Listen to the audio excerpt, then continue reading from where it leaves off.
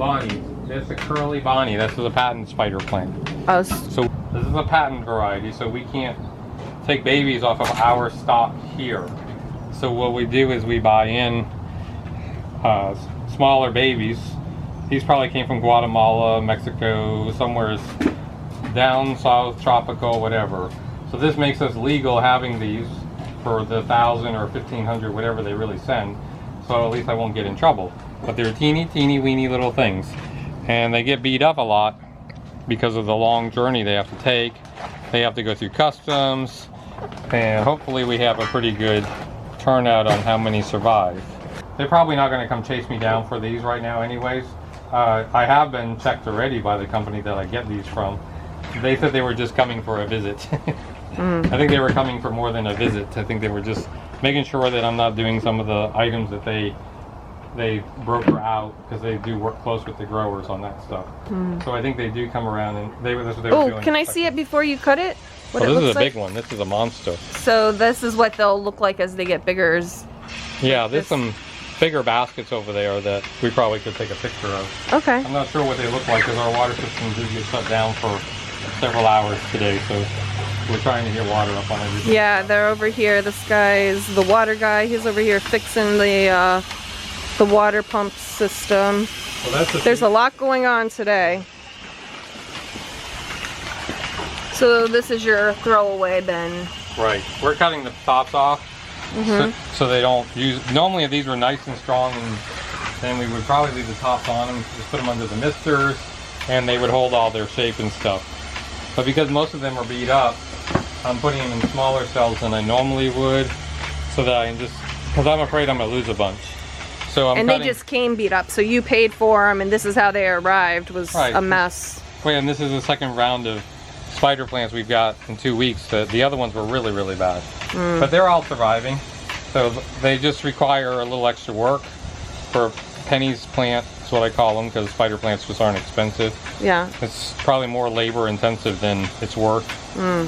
But if I don't do them, I don't have any for our customers. Right. Because there's nothing out there right now. I mean, it's just ridiculous how small number of plants that are available to purchase.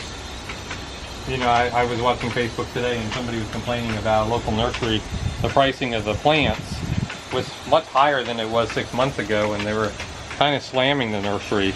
I came in there and did a little defending, but right now what it is it's hard to get the product, and it's supply and demand. Our suppliers are doing the same thing. If you're a small company, a lot of the suppliers are kicking you out, telling you, I'm sorry, we're not doing business with you right now because you don't buy enough stuff. So only the larger growers, like I'm not a larger grower, but I do buy a lot of stuff. So far I haven't been kicked out of any place, but we are getting rationed a lot. White Fusions, for instance, I use that as an example on the Facebook post that we normally get 5 trays a weekend. So that's 150 plants in 4-inch pots. That's a patented plant, so we can't propagate it. And right now they're rationed us down to like 1 tray every 3 weeks. Oh, wow. So that to gain that income back again, it's really hard. So you have to raise your prices in order to keep in business, basically. Yeah. So if strawberry farmers, half their crop gets killed, strawberries go up twice because it costs them the same to run that farm that year. It doesn't matter. So they have to raise the prices to match Yeah. stuff. And that's what's happening right now is the demand is so high. See, they look like nothing, but those will probably all sprout. Because, I mean, they're not bad. They're just not like they usually are. So when you buy them locally, the babies, they're probably 2 or 3 times this size. So you put them in a 4-inch pot and you can sell them in a couple weeks. These here will probably take 4 or 5 weeks before I can sell them as plugs. And then we would pot them into a 4-inch pot. So we're probably talking 6 weeks before we'll be able to sell any of these as 4-inch pots.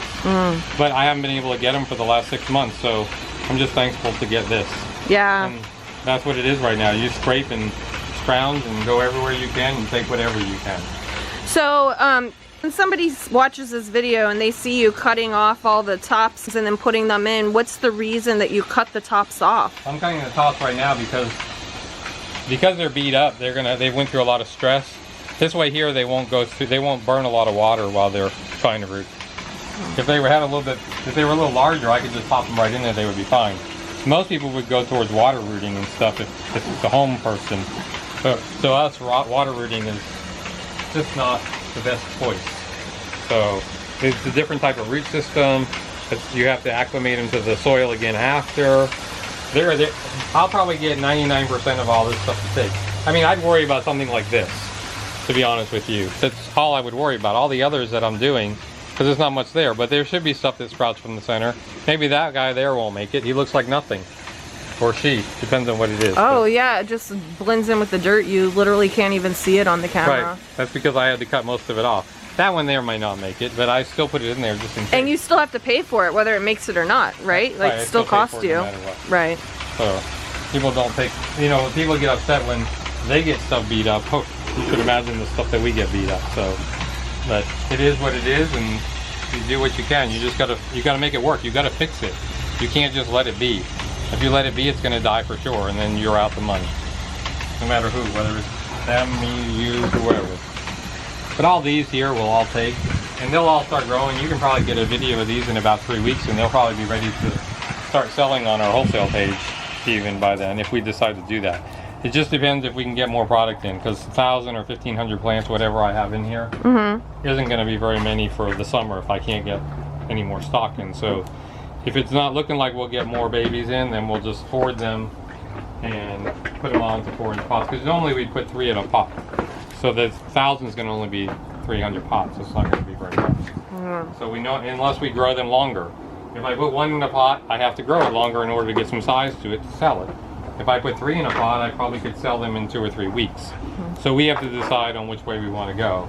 Grow them longer on the tables, it costs us more money, or put 3 in a pot, that they leave the table sooner, costs us more money because of the plant. So it's a catch-22 on that. So. All right, so we'll ask everybody if they want an update. We'll ask them if they want an update on in a couple weeks of what these look like and stuff. There's a juice in here. I won't tell you my juice. Oh. It's not just water. It's your man juice? Sure. I wouldn't call it man juice either. But it's a juice, and what it does is it protects the babies so they don't lose as much water during their brooding process either. So that's basically what we're doing. It's not just water we soak them in. The water is also to try to help hydrate them, but there's a coating going on the leaves.